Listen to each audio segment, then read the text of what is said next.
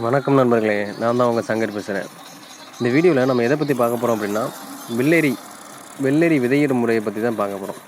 இந்த வீடியோ வந்து வெள்ளரி விதையிடுறதுலேருந்து 35வது நாள் பூ பிஞ்சு இறங்குறது வரையும் இந்த வீடியோவை பார்ட் 1ஆக போட போகிறோம். நெக்ஸ்ட் என்னென்னு பார்த்தீங்கன்னா, அதிலேருந்து அடுத்து என்ன ஒரு ஸ்டேஜ் வருதோ அது வரை 2வது பார்ட்டாக போடுறோம். அறுவடை பண்ணுறதுக்குள்ளேயே 3 பார்ட் நம்ம முடிச்சிடுறோம். வெள்ளரி விதையிடுறதுலேருந்து அறுவடை வரையும் 3 பார்ட்டில் நம்ம தெளிவாக முடிச்சிடுறோம். நீங்கள் அதன் மூலியமாக பார்த்து ஃபுல்லாக டீட்டெயில்டாக உங்களுக்கு தெரிஞ்சுக்கலாம். சரி, இப்போ ஃபஸ்ட்டு வந்து நம்ம வயலை வந்து ரெடி பண்ணுறது. எடுத்த உடனேயுமே நம்ம தரிசாக கிடக்கிற நிலத்தை வந்து ரொட்டேட்டரால் அடிக்காமல் நீங்கள் கொக்கி கிளப்பையால் கிண்டுறது நல்லது. ஏன்னா அப்போ தான் கீழே உள்ள மண் மேலேயும் மேலே உள்ள மண் கீழேயும் நல்லா ஆழமாக உள்ள மண் மேலேயும் நம்மளால் இதை பிரட்ட முடியும். அகல உழுவதனை விட ஆழ உழுவதே மேல் அப்படிங்கிற புலமைக்கு ஏற்ற மாதிரி தான்.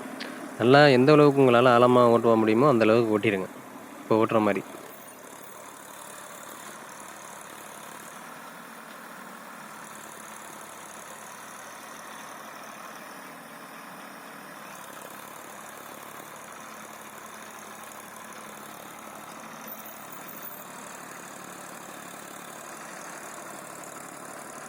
கொக்கியில் ஓட்டி முடிச்சதுக்கு அப்புறமேட்டே என்ன பண்ணுறீங்க அப்படின்னா, ஒரு நாள் விட்டுட்டு மறாவது நாள், அதாவது இன்றைக்கி ஓட்டுறீங்கன்னா நாளை மறுநாள் வந்து நீங்கள் ரொட்டேட்டரில் ஓட்டிடுங்க. அந்த வீடியோ நான் எடுக்கலை. அதுக்கப்புறம் ரொட்டேட்டரில் ஓட்டி நல்லா கிளியராக ஓட்டி முடிச்சதுக்கப்புறமேட்டு நம்ம பார் போடுறது. பார் எப்படி போடுறோம் அப்படிங்கிறது நீங்களே பாருங்கள். இது வந்து நம்ம செப்பரேட்டாக நம்ம நண்பரோட கலப்பை இருக்குது. நிறைய பேர்கிட்ட அந்த கலப்பை இருக்கும், ஒரு சில பேர்கிட்ட இருக்காது. நம்ம ஊரில் வந்து நம்ம நண்பர்கிட்ட கலப்பை இருந்துச்சு, அதனால் இந்த கலப்பையை வச்சு நம்ம போடுறோம்.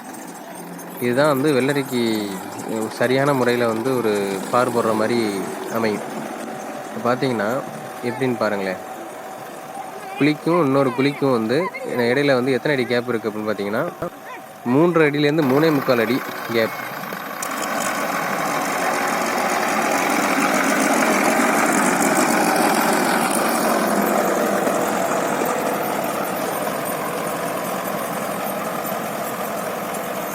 ஃபுல்லாக இது மாதிரி ஃபுல்லாக பார் போட்டதுக்கு அப்புறமேட்டி இப்படி குறுக்க எதுக்கு போடுறாங்க அப்படின்னா வாய்க்காலுக்காக. இதில் வந்து நம்ம தண்ணி விட்டு எல்லா பார்லையும் தண்ணி விடுற மாதிரி நம்ம தண்ணி கட்டிக்கிற வேண்டியதுதான்.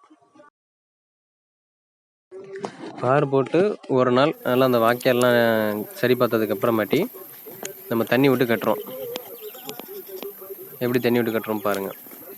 இந்த வெள்ளரி அப்படிங்கிறது வந்து நல்ல முறையில் நம்ம சொல்கிற மாதிரி பண்ணிங்க அப்படின்னா நல்ல ஒரு லாபத்தை எடுக்கலாம். அதுக்கு நான் முழு கேரண்டி தர்றேன். நான் சொல்கிற இன்ஸ்ட்ரக்ஷன்ஸை நீங்கள் கரெக்டாக ஃபாலோ பண்ணி நான் சொல்கிற மாதிரி பண்ணிங்க, இந்த வீடியோவில் போடுற மாதிரி பண்ணிங்க அப்படின்னா, இதில் இந்த வீடியோலையும் உங்களுக்கு தெளிவாக புரியலை அப்படின்னா நீங்கள் கமெண்ட் செக்ஷனில் கமெண்ட் பண்ணுங்கள். இல்லைனா நம்ம நம்பரில் கமெண்டில் பின் பண்ணுறேன். நீங்கள் அந்த நம்பருக்கு கால் பண்ணி கேளுங்க, நான் தெளிவாக சொல்கிறேன். அதன்படி நீங்கள் பண்ணிங்க அப்படின்னா நீங்கள் நல்ல ஒரு லாபத்தை எடுக்கலாம், நல்ல ஒரு மகசூல் எடுக்கலாம். செடி அப்படி வரும். சரிங்களா? இப்போ தண்ணி விட்டு கட்டிடுறோம். இதே மாதிரி எல்லா இடத்துலையும் தண்ணி விட்டு கட்டிடுறோம்.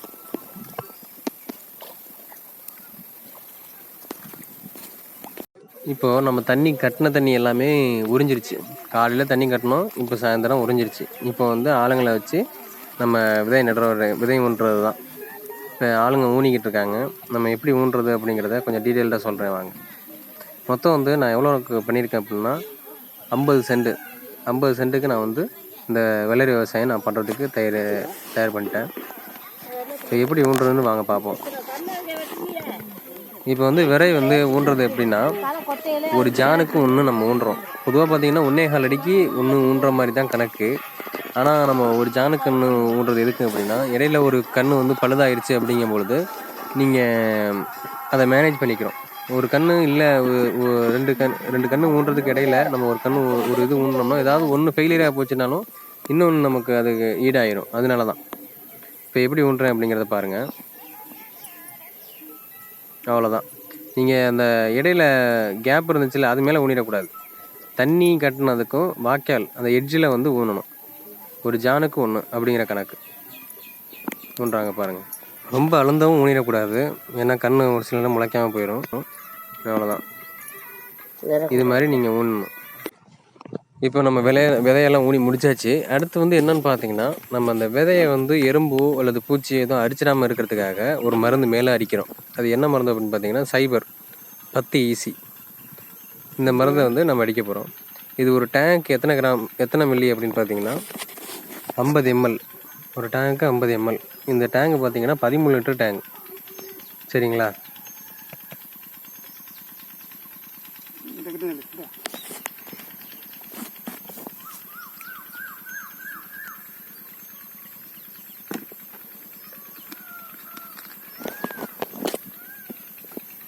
இந்த மருந்து எப்படின்னா அன்னைக்கே அடிக்கிறது, நம்ம விரை உண்மை அன்னைக்கே தான் அடிக்கிறது.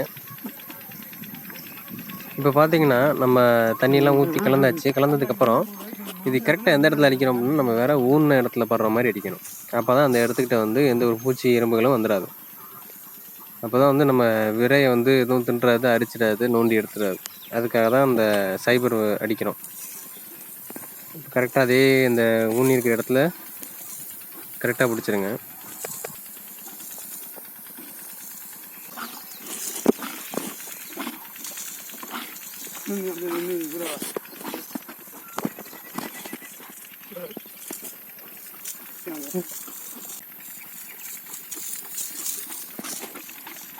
இப்போ பார்த்தீங்கன்னா நம்ம அடி உரம் போடலை, விதை ஊன்றதுக்கு முன்னாடி நம்ம உரம் போடலை.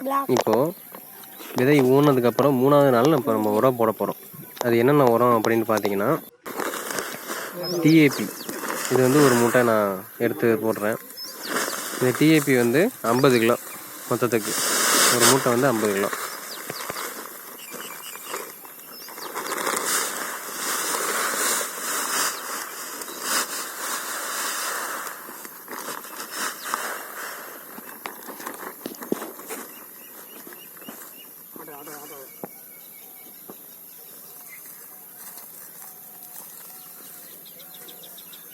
அதே போட்டோ எடுக்கலாம்.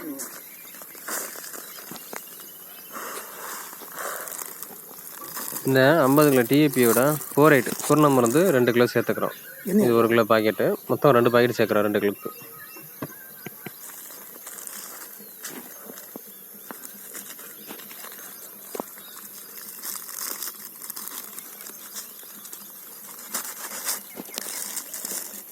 வீட்டின் காரை இரநூறு எண்ணெய் சேர்த்து கொட்டுறதான்.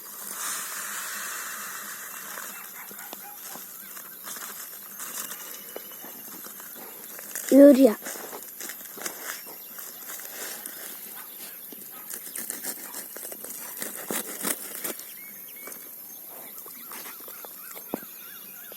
வேறு மடிக்க போகுது, வேறு மடிக்க.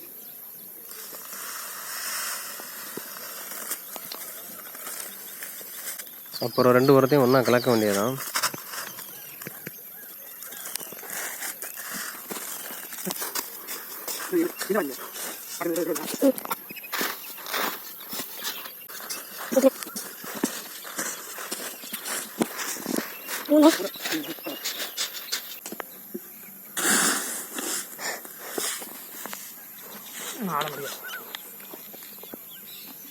இப்போது 3ஆவது நாள் உரம் போட போகிறோம். இந்த உரம் போடுறதுக்கு முன்னாடி என்ன பண்ணணும் அப்படின்னு பார்த்தீங்கன்னா தண்ணி கட்டிடணும். தண்ணி கட்டினதுக்கு அப்புறமாட்டி தான் அந்த உரத்தையே போடணும். அப்போ தான் அந்த தண்ணியோட உரம் ஊறி நல்லா உள்ளரிக்க இறங்கும். இன்னொரு காரணம் என்னென்னா, இப்போ நம்ம உரத்தை போட்டுட்டு தண்ணியை கட்டினோம் அப்படின்னா தண்ணி அரிச்சிட்டு போயிடும், உரத்தை அரிச்சிட்டு போயிடும். இந்த ஒரு இடத்துல வந்து உரத்தோட தன்மை இருக்காது, தண்ணியோட தண்ணியை அரிச்சிட்டு போயிடும், அந்த எண்டுக்கு போயிடும். அதனால தான் தண்ணியை கட்டிட்டு உரத்தை போடுறது. இப்போது உரம் எங்கே போடுறேன் அப்படிங்கிறத நீங்களே பாருங்கள். நடுவில் போடணும். இப்போ நம்ம தண்ணி விட்டு கட்டியிருக்கோம்ல, அதுக்கு நடுவில் போடணும். நான் எப்படி போடுறேங்க அப்படிங்கிறத பாருங்கள். ஏன்னா நம்ம அந்த ஒட்டில் ரொம்ப ஏற்றி போட்டோம் அப்படின்னா கண் ரொம்ப பவராகி போய் பட்டு போயிடும். அதனால் நடுவில் போட்டோம் அப்படின்னா தண்ணியோட கரைஞ்சி ஈக்குவலான ஒரு சத்து வந்து கண்ணுக்கு போய் கிடைக்கும். அதுக்காக தான் நம்ம நடுவில் போடுறது, தண்ணி இருக்கும்போதும் போடுறது. எப்படி போடுறது அப்படிங்கிறது நீங்களே பாருங்கள். நீங்கள் ஏன் இந்த அளவுக்கு கேப் விட்றீங்க அப்படிங்கிறது வந்து உங்களுக்கு டவுட்டாக இருக்கலாம். இது வந்து பின்னாடி தான் நமக்கு பெனிஃபிட்டு. நம்ம அந்த பந்தல் ஊனும் பொழுது வந்து இது கொஞ்சம் உதவிகரமாக இருக்கும். அப்போ கொடி வந்து அடைச்சிரும். அடைக்கும் பொழுது உங்களுக்கு கேப் இல்லாமல் போயிடும். அதனால தான் இந்த அளவுக்கு நம்ம கேப் விட்டு நம்ம பார் போட்டிருக்காது.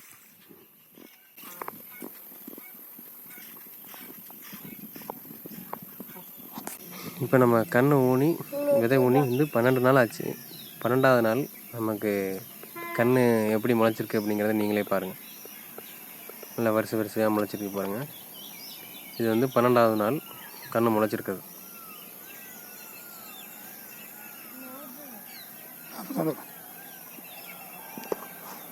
இப்போ இந்த 12வது நாளே என்ன ஆகுது அப்படின்னு பார்த்தீங்கன்னா, திடீர்னு வந்து புள்ளி ஒன்றும் இலையழுகல் நோய், இந்த செடி அழுகல் நோயும் வந்துடும். அதுக்காக வந்து முன்கூட்டியே நம்ம மருந்து கொடுக்குறோம். என்னென்ன அப்படின்னு பார்த்தீங்கன்னா, இப்போ இதில் பாருங்கள், சாஃபும் ரோக்கர் ரெண்டுமே நம்ம மருந்தாக கொடுக்க போகிறோம் 12வது நாள். இது வந்து ஒரு முன்னெச்சரிக்கைக்காக கொடுக்குறது. நம்ம வந்து செடி பாதிக்கப்பட்டதுக்கு அப்புறமாட்டி கொடுக்குறதுக்கும் நம்ம செடி பாதிக்கிறதுக்கு முன்னாடி கொடுக்குறதுக்கும் நல்ல வித்தியாசங்கள் இருக்குது. செடி பாதிச்சிருச்சு அதுக்கப்புறமாட்டி மருந்து கொடுக்குறோம் அப்படின்னா 100ல் வந்து ஒரு 70% தேரும், 30% தேராது அப்படிங்கிறது வந்து நமக்கு ஒரு கணக்கு இருக்கும். ஆனால் இது முன்கூட்டியே கொடுத்தோம்னா நீங்கள் அதுக்கு முன்னாடியே நம்ம அந்த பிரச்சனையிலேருந்து நீங்கள் பாதுகாத்துக்கலாம். இப்போது நான் 100 கிராம் சாஃப் எடுக்கிறேன். இதை வந்து 4 டேங்க் அடிக்கிறேன். ஒரு டேங்க் 25 கிராம் அப்படிங்கிற கணக்கு. இந்த சாஃபை வந்து நான் ஒரு டப்பாவில் கொட்டி அதை கரைசலாக 4 டம்ளர் தண்ணி ஊற்றி கரைசலாக பயன்படுத்தி நான் 4 டம்ளர் தண்ணி சாஃப் கரைசலை ஊற்றி அடிக்க போகிறேன். இல்லை உங்களுக்கு செட் ஆகாது அப்படின்னா நீங்கள் கரைசல் பவுட்ராகவே போட்டு நீங்கள் இது பண்ணலாம். ஏன்னா இதுதான் பெட்ரு. நீங்கள் கரைசலாக பயன்படுத்தி இது ஒன்றா தான் உங்களுக்கு கொஞ்சம் கணக்கு கரெக்டாக இருக்கும். அடுத்து வந்து ரோக்கர். இந்த ரோக்கர் வந்து ஒரு டேங்க்கு எத்தனை எம்எல் அப்படின்னு பார்த்தீங்கன்னா 40 எம்எல். சாஃப் வந்து ஒரு டேங்க் 25 கிராமு. இது வந்து ரோக்கர் வந்து 40 எம்எல் அப்படிங்கிற கணக்கில் நீங்கள் பயன்படுத்துனீங்க அப்படின்னா நீங்கள் அந்த வண்டு மற்றும் இலை அலைகள் பிரச்சனையில், இந்த கண் அழுகல் பிரச்சனையிலேருந்து நீங்கள் கண்ணை பாதுகாத்துக்கலாம். ப்ளஸ் அதோட வந்து ஒரு டானிக், சாம்ப் அப்படிங்கிற ஒரு டானிக், இது வந்து செடியோட வளர்ச்சிக்கு நம்ம இதை கொடுக்குறோம். ஒரு டேங்க் வந்து இது 30 எம்எல் அப்படிங்கிற கணக்கில் நம்ம பயன்படுத்துகிறோம். இந்த டானிக் பார்த்திங்கன்னா செடியோட வளர்ச்சிக்கும் நல்லா ஆரோக்கியமாக இருக்கிறதுக்காகவும் இந்த டானிக்கை பயன்படுத்துகிறோம்.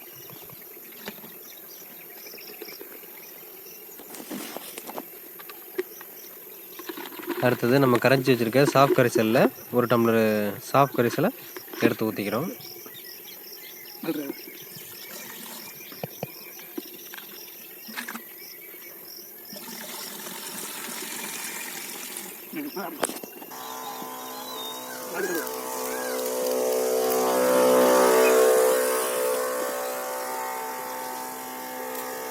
எந்த இடத்துலையும் கேப் இல்லாத மாதிரி நம்ம அந்த செடி மேலே கரெக்டாக படுற மாதிரி கரெக்டாக பிடிச்சிட்டு வந்துடலாம். இப்போ அந்த கேப் இருக்கிறது வந்து நமக்கு யூஸ்ஃபுல்லாக இருக்குது பாருங்கள். அதில் நடந்துக்கிட்டு நம்ம பிடிச்சிக்கிறதுக்கு கொஞ்சம் நல்லா யூஸ்ஃபுல்லாக இருக்குது. இதோட பெனிஃபிட் வந்து இன்னும் போக தான் உங்களுக்கு தெரியும். இப்போ இந்த இது வந்து கண் வந்து சின்னமாக இருக்கிறதுனால உங்களுக்கு தெரில. இதுவே கொஞ்சம் வளர்ந்ததுக்கப்புறமாட்டி பார்ட் 2ல் நல்லா வளர்ந்துடும். வளர்ந்ததுக்கப்புறமாட்டி நான் அதோட பெனிஃபிட் வந்து உங்களுக்கு நல்லா புரியும். இப்போது எந்த ஒரு கேப்பும் இல்லாமல் செடி மேலே இருக்கிற மாதிரி நல்லா பிடிச்சிருங்க. அடுத்தது 15வது நாள் களை மண்டிருச்சு. அந்த களையை வந்து இப்போ நம்ம களை பறிக்கிறோம். கண்ணை வெட்டி எடுத்துடாமல் கரெக்டாக நீங்கள் களையை பறிச்சிடணும்.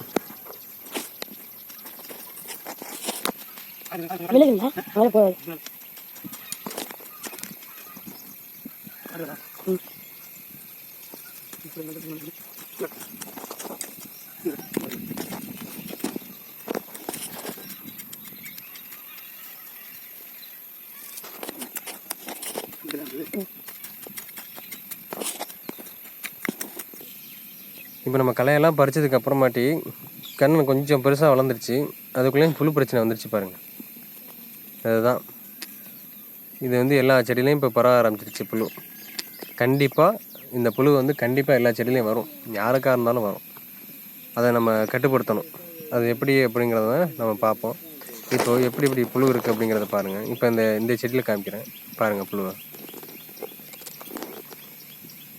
அதுதான் இதை நம்ம டோட்டலாக கட்டுப்படுத்தணும். இப்போ இதுக்கு வந்து என்ன பண்ணணும் அப்படின்னா உரத்தை போட்டு மருந்தடிக்கணும். அதுக்கு முன்னாடி நம்ம வந்து இந்த களை பிடிச்சிக்கும் பொழுது இந்த வாய்க்கால் வந்து தூந்து போயிருக்கும். இப்போ அந்த வாய்க்காலை நம்ம எடுத்து மண்ணணைக்க வேண்டியதுதான். தண்ணி போகிறதுக்கான மண்ணணைச்சி வாய்க்காலை பிடிச்சிட வேண்டியதுதான். இப்போ பாருங்கள் எப்படி பறிக்கிறேன்னு.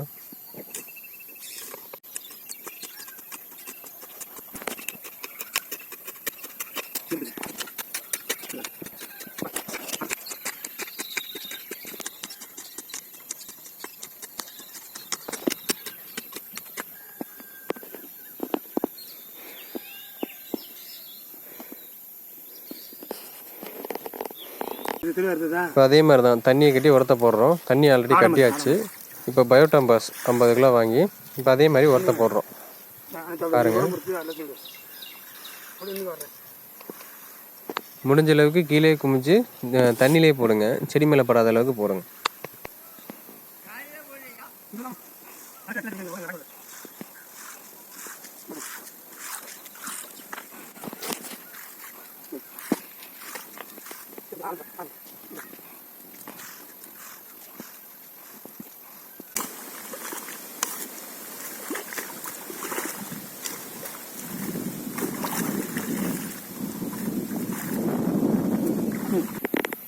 இப்போ பார்த்தீங்கன்னா உரம் போட்டாச்சு. உரம் போட்டு 3ஆவது நாள் மருந்தடிக்கணும். இப்போ பாருங்களேன் எந்த அளவுக்கு இலை ஓட்டையாக இருக்குது அப்படிங்கிறத நீங்களே பாருங்கள். மறுபடியும் காமிக்கிறேன். ஏன்னா புழு தின்னது, புழு அந்த செடியில் இருக்குது பாருங்கள். இப்போ அதில் பாருங்கள் புழு இருக்குது பார்த்தீங்களா? இது மாதிரி இந்த புழு தான் நம்ம செடியை அந்த கண்ணை வளரவிடாமல் தின்னுன்றது, இலையெல்லாம் ஓட்ட பறிச்சிடுறது. இப்போ இதுக்கு தான் இப்போ நம்ம மருந்து கொடுக்கணும்னு பார்த்தோம். இப்போ ஆல்ரெடி நம்ம உரம் போட்டாச்சு, இனிமேல் மருந்தடிக்கிறது தான். இது அப்படியே நம்ம விட்டோம் அப்படின்னா நம்ம செடியை டோட்டலாக வந்து தின்றும், இலையே இருக்காது, டோட்டலாக அரிச்சிடும், ஓட்ட ஓட்டையாக மட்டும்தான் இருக்கும்.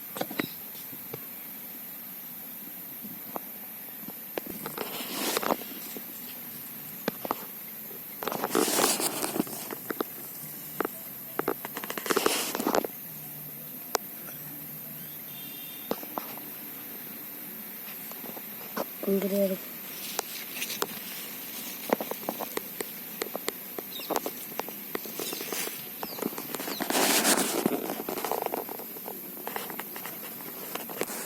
ஆரோ அப்படிங்கிற ஒரு மருந்தை நம்ம போடுறோம். ஆரோ இந்த மருந்து எப்படி எதுக்குன்னு பார்த்தீங்கன்னா புழுவை வந்து கட்டுப்படுத்துறதுக்காக இந்த மருந்து வந்து ஸ்பெசிஃபிக்காக நம்ம பயன்படுத்துகிறோம். இந்த மருந்து வந்து ஒரு டேங்க்கு வந்து 5 கிராம் அப்படிங்கிற கணக்கில் நம்ம பயன்படுத்துகிறோம். புரியுதுங்களா? ஒரு டேங்க்கு 5 கிராம்.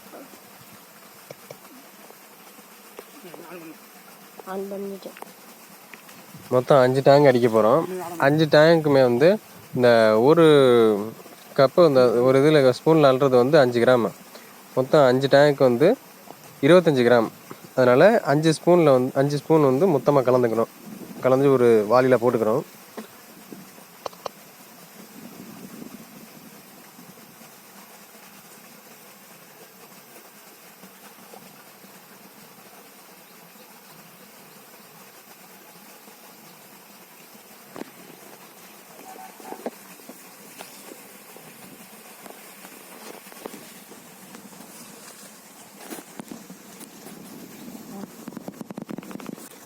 அஞ்சு டம்ளர் தண்ணி ஊற்றி அந்த இதை வந்து கரைச்சிக்கிறோம், கரைசல் மாதிரி பயன்படுத்திக்கிறோம்.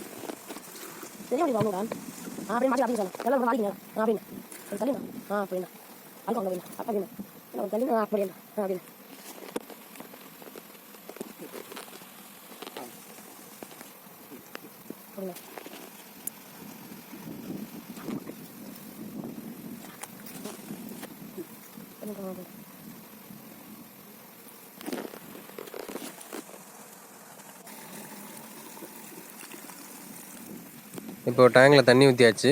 இப்போ வந்து நம்ம கரைச்சி வச்சுருக்க கரைசலில் 1 டம்ளர் வந்து இப்போ நம்ம ஊற்றிக்கிறோம். அடுத்தது வந்து இமிடாக்ளோபிரிட். இந்த இமிடாக்ளோபிரிட் வந்து ஒரு டேங்க் எத்தனை எம்எல் அப்படின்னு பார்த்தீங்கன்னா 25 எம்எல். இது 25 எம்எல் போட்டுக்கிறோம். அடுத்தது ஒரு டானிக். இது வந்து செடியோட வளர்ச்சியை பாதிக்காமல் இருக்கிறதுக்கும், செடி நல்லா வளர்கிறதுக்கும், அந்த கண் நல்லா வளர்கிறதுக்கும் இந்த டானிக்கை பயன்படுத்துகிறோம். இந்த டானிக் எத்தனை எம்எல் அப்படின்னு பார்த்தீங்கன்னா 40 எம்எல் அப்படிங்கிற கணக்கில் நம்ம அதை 3ஐயும் ஒன்றா பயன்படுத்துகிறோம். சரிங்களா?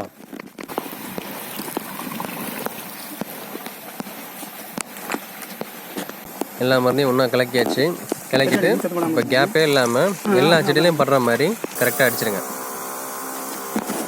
இது எப்போ அப்படின்னு பார்த்தீங்கன்னா கரெக்டாக 25 நாளுக்கு 25ஆவது நாள் நம்ம மருந்து அடிச்சுக்கிட்டு இருக்கோம். சரிங்களா? 25ஆவது நாள் நம்ம மருந்து அடிச்சுக்கிட்டு இருக்கோம். இந்த மருந்து அடித்து முடிச்சதுக்கப்புறமாட்டி நீங்கள் அந்த கண்ணை பார்த்தீங்க அப்படின்னா உங்களுக்கே தோணிடும். இப்போ பாருங்களேன், உங்களுக்கே இப்போ வந்து இந்த இதில் பொடி ஒன்றுன்னா விட ஆரம்பிச்சிருச்சு.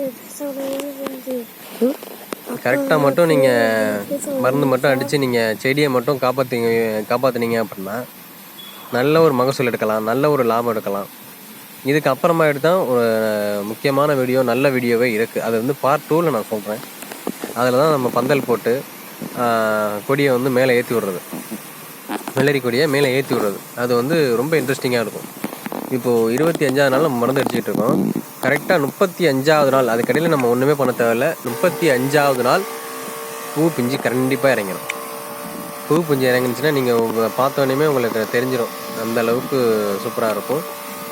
நான் வந்து இந்த பந்தல் போடுறதுலேருந்து உங்களுக்கு பார்ட் 2ல் நான் வீடியோ போடுறேன். வீடியோ போட்டு அடுத்து காய் இருக்கிற வரையும் ஒரு வீடியோவை நான் கம்ப்ளீட்டாக ஒரு வீடியோவை ரெடி பண்ணி உங்களுக்கு பார்ட் 2ல் நம்ம ஃபுல்ஃபில்னால் ஒரு வீடியோ நான் மேக் பண்ணி இந்த நம்ம வீடியோவில் நம்ம சேனலில் அப்லோட் பண்ணுறேன். இந்த மாதிரி செடிகள், இந்த மாதிரி பூச்சி வெட்டு, புழு எல்லாமே இந்த மருந்தின் மூலயமா டோட்டலாக கிளியர் ஆகிரும். சரிங்களா? அதனால் நம்ம சொல்கிறத கரெக்டாக ஃபாலோ பண்ணுங்கள். நல்ல ஒரு ரிசல்ட் கிடைக்கும், நல்ல லாபம் எடுக்கலாம். என்னடா அவ்வளோ ஸ்பெண்ட் பண்ணுறான் அப்படின்னு நினைக்காதீங்க. இது வந்து நம்ம இப்படி பண்ணாதான் நம்ம வந்து செடியை காப்பாற்ற முடியும், நல்ல ஒரு மகசூல் எடுக்க முடியும். அதை நல்லா தெரிஞ்சுக்குங்க. முன்கூட்டியே எல்லாத்தையும் செய்கிறது நல்லது. இதுக்கு மட்டும் இல்லை, எல்லாத்துக்குமே நான் சொல்கிறேன். இந்த வெள்ளரிக்கு மட்டும்தான் நான் சொல்கிறேன்னு இல்லை, எல்லா விவசாயத்துலேயுமே முன்கூட்டியே நம்ம செய்கிறது நல்லது. இப்போ பாருங்கள், மருந்து அடித்து இப்போ 29ஆவது நாள். 29ஆவது நாள் செடி தெளிவாக இருக்குது. இந்த கொடி வந்து தெளிவாக இருக்குது. இந்த புழு பிரச்சனை எதுவுமே இல்லை, அவ்வளோ நீட்டாக இருக்குது. சரிங்களா? பார்ட் 2 இதோட இன்னும் சூப்பராக ஒரு வீடியோவை மேக் பண்ணி நான் போடுறேன். இந்த வீடியோ பிடிச்சிருந்தா லைக் பண்ணுங்கள், கமெண்ட் பண்ணுங்கள், சப்ஸ்கிரைப் பண்ணுங்கள். அப்படியே பக்கத்தில் இருக்க பெல் ஐக்கனை கிளிக் பண்ணுங்கள். ஏதாவது சந்தேகங்கள் இருந்துச்சுன்னா கமெண்ட் செக்ஷனில் தயங்காமல் கமெண்ட் பண்ணுங்கள். நான் என்னோடய நம்பரை பின் பண்ணுறேன். நன்றி, வணக்கம்.